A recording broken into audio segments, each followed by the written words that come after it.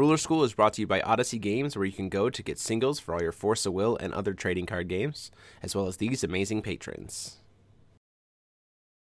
Extra special thanks to guest lecturer patron Ryan Lilly. Thank you for your support. Enjoy the video. Hey there, Rulers. Welcome back to Ruler School. DMO73 here, bringing you the deck profile for the glorious Wandering Epic Stories list that you saw me play. Trying to get caught up. Appreciate you guys being patient with us. Obviously, this list was designed by Frank. I gave a little bit of feedback into the concept of how I wanted it to play and kind of what rulers I wanted to use, and made some tweaks in the end game. But really, Frank designed this list, so he deserves the credit for that. So we're going to talk quickly about Glorious. Glorious is primarily used for the draw engine of the deck. We don't really have a lot of draw power because we want to be playing these creatures that have pretty high impacts, and then make up for that, and then combine with that with Adelbert, so we kind of like get double dipping for every kind of these big creatures. And Glorious also really helps because in being a draw engine also fills the graveyard for Valentina. So obviously we can flip over Varia to the other side here. You know, it's a 10-10 for 3, gets a stone that comes into play. You know, free inheritance abilities, the deck has a lot, so you can get some value out of it. But ultimately we're using Glorious for that first side, to be able to fill up the graveyard, to make Valentina super cheap, as well as just continually cycling through our deck until we get what we need to be able to flip and support Adelbert. Then we have Dimension Leader Adelbert over here, who makes it so that we can play all those Wanderers, and Wanderers gain first strike, which is pretty cool. And then on his backside, for every Resonator that enters the field, so he comes into play as a 12 by himself, a lot of power, brings in a Wanderer Resonator from my hand to the field when he comes in, loses the ability to pay red for Wanderers, but that's okay. But then whenever stuff enters the field, any kind of Resonator, you get a bunch of effects. So if it's a white Resonator, he gets 2 +1/+1 counters permanently. If it's a red Resonator, he gets to burn something for 500. If it's a blue water Resonator, he gets to draw a card. If it's a green Resonator, he gets flying and barrier until end of turn.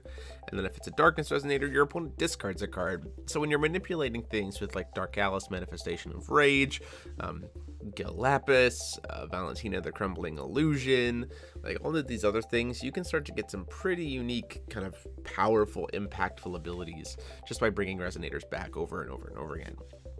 Going into the stone base real quick, we play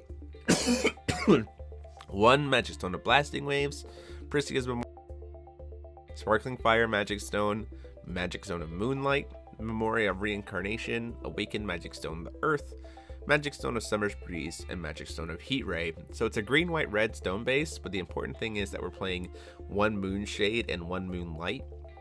This gives us enough to be able to pay 2 of anything that's off color, which pretty much covers every card in our deck. So even if we flipped Adelbert over, as long as we have those 2 stones, we can still play all of our Resonators, which is huge. So let's go ahead and just kind of quickly go through every card in the deck, and I'll just give a brief example of why we're doing it. So Kage's Moving Butterfly, just great because it lets us grab whatever we want from the deck. In a 60 card deck, that's really awesome to be able to just kind of, you know, filter it down essentially. Zero's Struckle Up Protection, because, you know, sometimes you're just playing against a deck that has targeted removal, so you can just be like, well, I'm gonna make it so all that targeted removal doesn't do anything. Interdimensional Space, because it makes our Wanderers cheaper and bigger. Pandora's Mark of Hope, because it's a repetitive edition. Playing a very Resonator based deck, you can gain a lot of life and have that, you know, very cheap buff. Words of Scheherazade, help us go find a Wanderer. Valentina the Crumbling Illusion, this works really well with Glorious because we're discarding those inheritance cards, so it makes our graveyard really full. So it's very easy to cast this card for just 2 will, and then it can just continually revive stuff every single turn. Yamato no Orochi, the Resurrected Calamity, an excellent way to just board wipe, clear things off, and hit your opponent. Really great to use with Valentina. Then you got to be careful because, you know, 2 swings with that, you know, playing it and swinging with it will kill the Valentina. Riula, because this is a J-Ruler based deck, ultimately, so we want to be able to have a way to revive our J-Rulers if they happen to get killed. Blackheart Alice, mainly because it's a Wanderer and it's 2 colors, so that does a lot of work here. Interdimensional Monarch Gil Lapis, excellent card, helps us go get our backup win condition, which is Ataraktia. Also is just target attack, huge resonator at the backside, and is also a discard outlet for those 7 apostles. So you can go grab Yamada, discard it to give him a little bit of a buff, and then revive Yamada later when you need it. Fei, the Genius Ripoff Artist, another way because they're a Resonator based deck, and then whenever something enters the field we get extra triggers, so you can use Fei to like clone Valentina, like you saw me try to do in the feature match. Clone Valentina, and then you get 2 revives at the beginning of your next turn, kind of stuff like that. Kaguya Lunar Researcher, mainly just because it's a Flying Wanderer that's multicolor, and then you can bestow Pandora's Mark of Hope to it and draw a card. Scheherazade, it's a Wanderer and it's a quick cast, so yeah. And Dark Alice, Manifestation of Rage, again, Wanderer, does a lot of work, and then if you have a bunch of tokens, when it dies, you suddenly make your opponent discard all their hand if the Adelbert's flipped. Melfi, because it's ramp and helps us filter into stuff. Kaguya, Love of the Moon, again, a Wanderer that helps us play into the late game. Sun Wukong, a Wanderer, and then we get into the kind of inheritance package. So Sacred Komaimu is inheritance stuff. Alice, Girl of the Blue Planet is a Wanderer. You're seeing the trend here. Fairy of Sacred Vision is so that we have a Resonator that also destroys an addition, so this is super important. White Leaf, probably one of the best inheritance cards in the game. Sprinting Flame Horse, again, it's an inheritance card. Beast of Holy Light, inheritance. Clash G's Tank, because it is a great card for just any Epic Stories deck, in my opinion. You're going to get to a point where you're going to have a lot of will, and Clash G's Tank just sits on the board and generates value. Sacred Beast of Wind, inheritance. Divine Bird of Ataraktia, inheritance. Feasting the Faith Spinning Wind, inheritance. Divine Beast of Ataraktia, the card that makes the best use of inheritance being cast to get that buffs and life gain.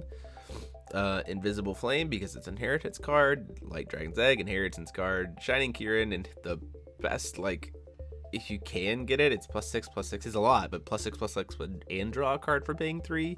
It's pretty solid. Amaterasu is this repeatable body, so like we can discard it to draw a card, and then later we can revive it back, which is pretty awesome. Whitehorn Kachi, because again, it's an inheritance card. Viola, because you probably need to be able to hit some graveyard hate at some point, and so Viola helps with that. Air Valkyrie and Mercy, to be able to bring stuff back. We have a lot of 2-drops and below. Alice, Dimensional Traveler. We go search the deck a lot, and if you have, you can play this card while you're searching your deck, which is pretty cool. Alice, the Guardian of Dimensions, excellent Wanderer card. Athena, probably it's one of the few 12 apostles that's in color, so we can cast it and actually use it. Feasting, the Magus of Holy Wind, again, super great card, helps us filter, does all kinds of cool stuff. And then Scheherazade, pretty much every version of Scheherazade is in here because every version of her is a Wanderer. Behemoth for a 12 apostle to potentially able to finish the game. Frigg, because it is a value engine, especially if you keep reviving it with Valentina. Gil Lapis, the Pure Youth, we can play him because he's a Wanderer and it can be a board wipe kind of equalizer.